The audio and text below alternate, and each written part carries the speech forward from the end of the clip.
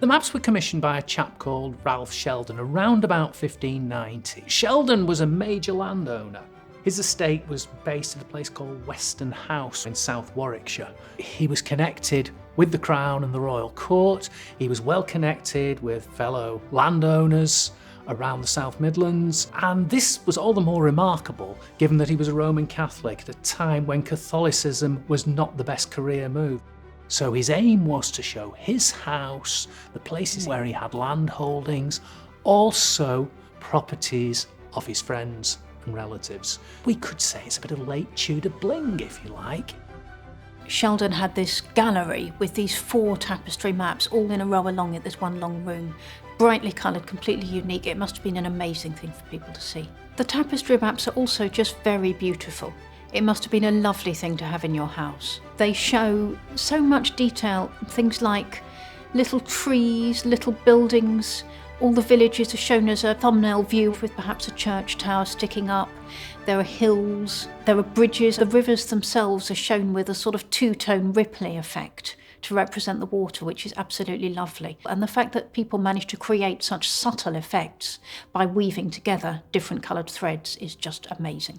There could only be one model for the tapestry maps, and these are the maps of a chap called Christopher Saxton, who was the first modern map maker in England and produced a county atlas of all the counties of England and Wales from 1574 to 1579. It's hard for us to imagine what a revelation it must have been for people who saw it, because we're so accustomed to being able to see maps just casually. We have Google Maps, we have road atlases, we have sat-nav, and in those days there was nothing like it. Sheldon must have seen this because the tapestry maps show precisely the information that Saxton was showing on his maps.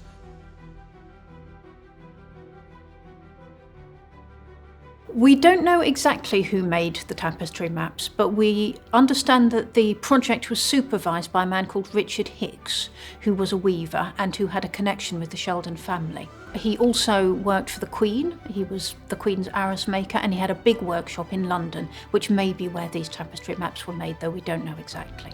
Each of these tapestries would probably have taken at least a year to weave, and there'd have been a team of 4 weavers working on each one.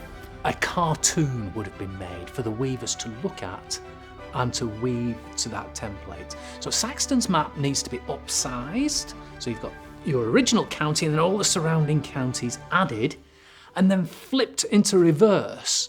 And that would have been what the weavers saw and would have tried to have emulated. And from the finished product, you can see they succeeded.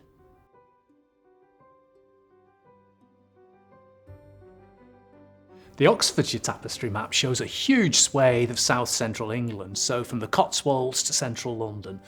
There are bits missing, which is very unfortunate, but there's plenty that still survives. When we look at Oxford, we can tell it's Oxford. You can see the River Thames, you can see the River Cherwell, you can see bridges, you can see the castle. Surrounding the city, we have lots of little villages, which are now all part of what is the modern city. Well, you are entering a whole world when you look at this, a whole different world, but it's our world just centuries ago. My favourite part of the tapestry is the White Horse at Uffington. Now, in reality, it's a Bronze Age hill figure of a horse, abstract in design, angular, striding and galloping across a hilltop. On the map, it's just a farm horse. And I love the fact that it seems that the cartographer was just told there was a white horse on this hill, and he's drawn just a normal white horse. I love looking at Middlesex because it shows all these places that now we know as tube stations, and they're just little villages out in the countryside with trees around them. London's fascinatingly portrayed on the tapestry.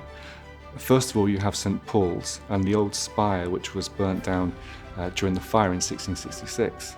And just right at the edge of the tapestry, you've got the Tower of London as well. You can see the White Tower very prominently. The colours on the Oxfordshire tapestry map are the key to making it work because there is a different background colour for every county. And these colours really do stand out, but especially when we go west of Oxford and you see all these tiny bits of what are detached counties. It looks very odd to the modern eye. You see bits of Berkshire, bits of Gloucestershire still within Oxfordshire. And if you look at the top, you'll see the Northamptonshire, Buckinghamshire part. There's a little square bit of tapestry out on its own. And there you see the county boundaries very clearly, with a bit of Oxfordshire thrown right in the middle. All 4 tapestries had richly decorated borders. All 4 had labours of Hercules in the bottom left-hand corner. And the Oxfordshire one is really important for us because it features maps on the borders. At the bottom of the Oxfordshire tapestry, there's a page from what we believe to be Ortelius's Atlas of the Atlantic Ocean showing Africa and America, and this was printed in the 1570s. And this is the first time something was printed which was actually called an atlas.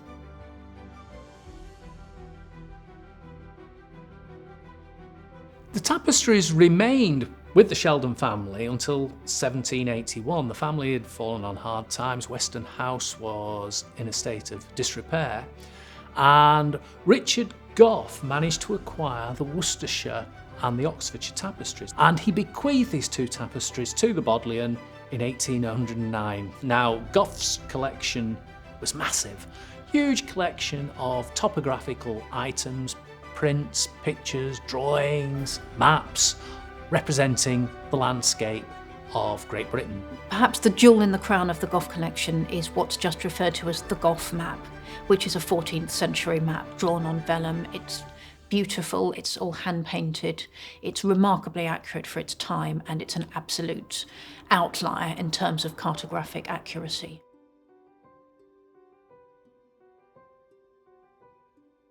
Conservation is really important for a collection such as the Bodleians. We have priceless and very old material, and the tapestries are part of this. They've gone across to Belgium where there's conservatories with baths which are big enough to wash material like this very delicately.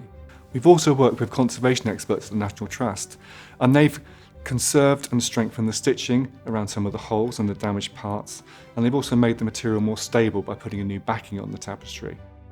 The thing which I love most about these tapestry maps is the response we get from people seeing them for the first time. And the fact that they're so old and so colourful and look as if they were made yesterday.